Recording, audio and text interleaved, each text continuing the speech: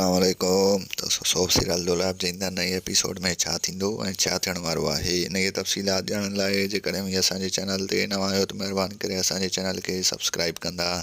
जी हाणे ईंदा नई ख़बर जल्द खां जल्द तव्हां ॿाहिरनि ताईं मुहैया थी सघे।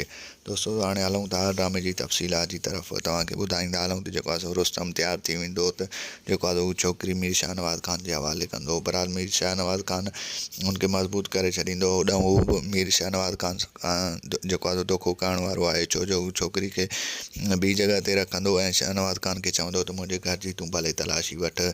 ऐं उते ई वरी जेको आहे सो मौक़े जे मुनासिब सां जेको आहे सो मीर शाहनवाज़ ख़ान पुलिस ॾे कॉल करे छॾींदो ऐं चवंदसि त जेको आहे तूं वञ राति हुन ते हुनजे घर जे मथां हमिलो करे छॾ ऐं उते छापो हण ऐं उन खां पोइ छोकिरी खे आज़ादु कराए अचु।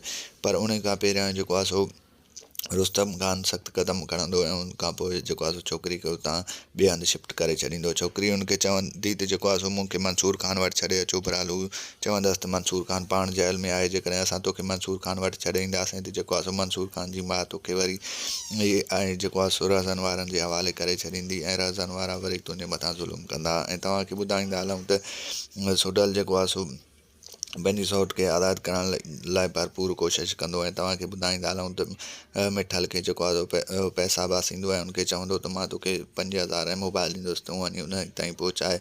हू चवंदसि त मुंहिंजो कमु इहो आहे, बसि तूं रुॻो पैसा ॾे, पोइ ॾिस मां कमु कीअं पियो कयां। ऐं तव्हांखे ॿुधाईंदा हलूं त जेको आहे सो होॾां मुराद वारा बि भरपूर कोशिशि कंदा त हू जेको आहे सो कुंज खे पाण ॾांहुं मोटाए सघनि, पर हू जेको आहे मोटाइण में नाकाम वेंदा।